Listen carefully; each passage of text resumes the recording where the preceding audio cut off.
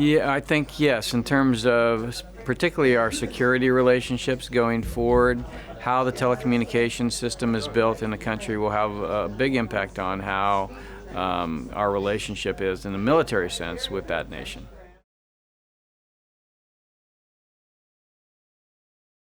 Not in today's environment. I think there's a realization that 5G, particularly with open data and the ability to aggregate data, and the fact that that means the ability to aggregate power and influence populations is a challenge to democracies. And so I think, yeah, that becomes a real challenge for not just the relationship with the United States going forward, but also preserving democratic principles in that country.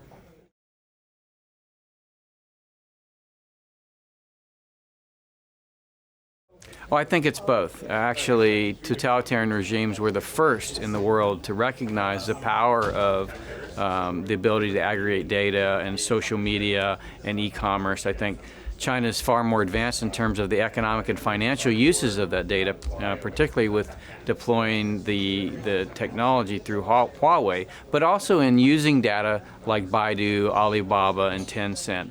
I think the Russians are very good at what they do, which is essentially creating internal turmoil in democracies, but Chinese are far more powerful in terms of subtly influencing the population to adopt Chinese companies, to adopt Chinese ways in terms of particularly if you work for a corporation that does business in China, then the Chinese can exert pressure, as we've seen in the NBA and other companies, on that company to do things that are counter to our democratic principles.